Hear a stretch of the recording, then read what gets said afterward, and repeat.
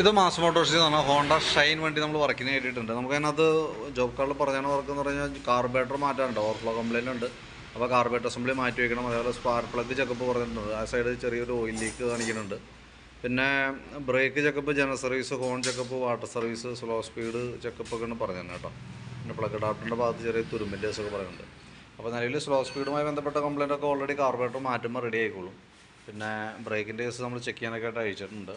Spark plug നമുക്കൊന്ന് change ചെയ്ത് തരണം, കാരണം അതിൻ്റെ ചെറിയൊരു ടൈറ്റ് പോലെ വന്നിട്ടുണ്ട്. അപ്പോൾ ആ സൈഡ് ചെറുതായിട്ടൊരു ഫുൾ ടൈറ്റ് ആവാത്തതുകൊണ്ട് തന്നെ ചെറിയൊരു ഓയിൽ ലീക്ക് പോലെ വന്നിട്ടുണ്ട്. ഇതൊക്കെയാണ് മെയിനായിട്ടുള്ള വർക്കുകൾ കേട്ടോ. അപ്പോൾ നമ്മൾ വണ്ടി വർക്കിന് കയറ്റിയിട്ടുണ്ട്. ഒരു ബാക്ക് ബ്രേക്കിൻ്റെ ഭാഗം തൊട്ട് നമ്മൾ ചെക്ക് ചെയ്യാൻ വേണ്ടി അയച്ചിട്ടുണ്ട്. ബ്രേക്ക് ലൈൻഡർ നമുക്ക് ഇതിപ്പോൾ കിടക്കുന്നത് കമ്പനി ലൈൻഡറാണ്, ഹോണ്ടയുടെ ഒറിജിനൽ ലൈൻഡറാണ്. അത്യാവശ്യം പുതിയ ലൈൻഡറാണ്. നമുക്ക് ബ്രേക്ക് ക്യാമൊക്കെ ഒന്ന് അഴിച്ച് ഗ്രീസ് ചെയ്തതിന് ശേഷം നമുക്ക് റീസെറ്റ് ആകാം. പിന്നെ ടയറിൻ്റെ കണ്ടീഷനൊക്കെ നോക്കി, ടയർ പുതിയ ടയർ അടക്കം വലിയ പഴക്കമായിട്ടില്ല. ഹബ്ബായാലും ബെയറിങ്ങുകളായാലും വേറെ കംപ്ലയിൻ്റ് ഒന്നുമില്ല കേട്ടോ.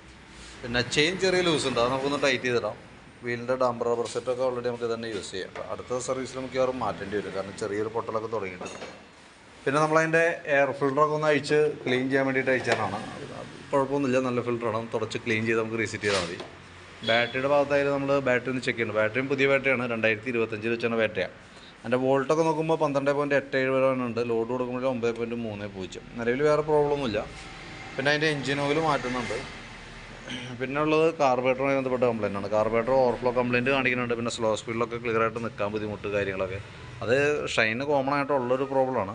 അപ്പോൾ നമ്മൾ കാർബേറ്റർ അസംബ്ലി മാറ്റിയിട്ട് ഇപ്പോൾ കമ്പനി ആയിട്ടല്ല വയ്ക്കുന്നത്, സ്പാക്കോ എന്ന് പറഞ്ഞൊരു കമ്പനിയുടെയാണ് കാർബേറ്റർ ഷൈനിന് വേണ്ടിയിട്ട് വന്ന മോഡൽ. ആ മോഡലാണ് നമ്മൾ സെറ്റ് ചെയ്യുന്നത് കേട്ടോ. അതിന് രണ്ട് കാരണങ്ങളുണ്ട്. ഒന്ന്, അത് വാക്യൂം പിസ്റ്റൺ അല്ല അതിനകത്ത് വരുന്നത്, സ്ലൈഡറാണ്. അപ്പോൾ അത് നമുക്കൊരു അഡ്വാൻറ്റേജാണ്. പിന്നെയെന്ന് പറഞ്ഞു കഴിഞ്ഞാൽ പെട്രോൾ കിടക്കാനായിട്ടുള്ള ആ അടിയിൽ വരുന്ന കപ്പിൻ്റെ അളവ് കുറവാണ്. കുറച്ച് പെട്രോൾ അതിൻ്റെ ഉള്ളിൽ കിടക്കുള്ളൂ. അതുകൊണ്ട് തന്നെ എത്തനോൾ മിക്സ് ചെയ്തിട്ടുള്ള പെട്രോൾ നമ്മൾ യൂസ് ചെയ്യണത്, ഇപ്പോൾ നമ്മൾ യൂസ് ചെയ്യണതാണ്. അപ്പോൾ അതുകൊണ്ടുണ്ടാകുന്നൊരു പ്രോബ്ലംസ് ഇതിനേക്കാളും ഒരു പകുതിയായിട്ട് കുറയത്. കംപ്ലയിൻറ്റ് വരില്ല എന്നല്ല, പക്ഷേ മീൻസ് ഇതിനകത്ത് സ്റ്റോറേജ് ഇതിനകത്ത് കൂടുതൽ, അതിനകത്ത് കുറവാണ്. അപ്പോൾ താരതമ്യേന അതിൻ്റെ പകുതിയാണ് കംപ്ലയിൻറ്റ് വരാൻ സാധ്യതയുള്ളൂ.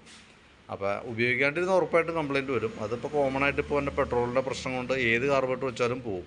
അതുകൊണ്ട് തന്നെയാണ് നമ്മൾ ഇതിൻ്റെ കമ്പനി കാർബറേറ്റർ വെക്കേണ്ടതെന്ന് പറഞ്ഞ കേസ്. കാരണം ഏകദേശം ഒരു 5000 രൂപ 5500 രൂപ നമുക്ക് ഇതിന് ചിലവുണ്ട് ഈ കമ്പനി കാർബറേറ്റർ വെക്കുമ്പോൾ. അത് വെച്ചാലും കംപ്ലയിൻറ്റ് വരും, സ്പാക്കോൻ്റെ വെച്ചാലും പോകും. കുറേ നാൾ ഉപയോഗിച്ച് കഴിയുമ്പോൾ രണ്ടും കംപ്ലയിൻറ്റ് വരും. അപ്പോൾ സ്വാഭാവികമായിട്ടും സ്പാക്കോൻ്റെ ഒക്കെ വയ്ക്കുമ്പോൾ അത്രയും മെയിൻ്റനൻസ് കുറവാണ്, റേറ്റും കുറവാണ്. അപ്പോൾ അതുകൊണ്ടാണ് പിന്നെ നമ്മൾ അത് തന്നെ വെക്കാൻ പറഞ്ഞതിൻ്റെ കേസ്.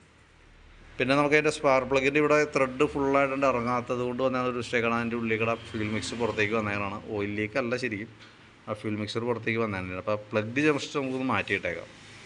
പിന്നെ ഫ്രണ്ട് ബ്രേക്കൊക്കെ അഴിച്ചൊന്ന് ക്ലീൻ ചെയ്യണമെന്നുണ്ട്. ഇതൊക്കെയാണ് പിന്നെ ഉള്ള വർക്കുകൾ. അപ്പോൾ ഞാൻ എൻ്റെ ഏകദേശം ഒരു എസ്റ്റിമേറ്റൊക്കെ ആക്കിയിട്ടേ അതിൻ്റെ ഡീറ്റെയിൽസ് നമ്മൾ വാട്സാപ്പിനകത്തേക്ക് ഒന്ന് സെൻഡ് ചെയ്തിട്ടേക്കാം കേട്ടോ. ഏകദേശം ഒരു 7 മണിയൊക്കെ ആവും വർക്ക് കംപ്ലീറ്റ് ആകുമ്പോഴത്തേക്ക്. കാരണം എന്ന് വെച്ച് കഴിഞ്ഞാൽ വാട്ടർ സർവീസും കൂടി ഉണ്ടല്ലോ. അപ്പോൾ ബാക്കിയത്തെ വർക്ക് കംപ്ലീറ്റ് ചെയ്തതിന് ശേഷം വേണം വണ്ടി ടെസ്റ്റ് ഡ്രൈവ് അടക്കം കഴിഞ്ഞിട്ട് വേണം വാഷിങ്ങിലേക്ക് വിടാനായിട്ട്. അപ്പോൾ ഞാനത് വർക്ക് കംപ്ലീറ്റ് ആയിക്കുമ്പോൾ കോൺടാക്ട് ചെയ്തോളാം. പക്ഷേ നമുക്ക് അതിൻ്റെ ഏകദേശം ഒരു എസ്റ്റിമേറ്റ് എമൗണ്ട് ഡീറ്റെയിൽസൊക്കെ ഓൾറെഡി ഞാൻ വാട്സാപ്പിലേക്ക് ഇട്ടേക്കാം. പിന്നെ എഞ്ചിൻ്റെ ഈ ഭാഗത്ത് ചെറിയൊരു സൗണ്ട് വ്യത്യാസമുണ്ട്, ആ ടെൻഷൻ്റെ ചെറിയൊരു സൗണ്ട് ഉണ്ട്. അപ്പോൾ അതും കൂടി നമ്മൾ കൂട്ടത്തിൽ ക്ലിയർ ചെയ്യുന്നുണ്ട് കേട്ടോ. അപ്പോൾ ഓക്കെ, ഞാൻ വർക്ക് കംപ്ലീറ്റ് ആയിക്കുമ്പോൾ കോൺടാക്ട് ചെയ്തോളാം കേട്ടോ. അപ്പോൾ എസ്റ്റിമേറ്റ് കണ്ടെങ്കിൽ ഒന്ന് റിപ്ലൈ ഇട്ടേക്കണേ.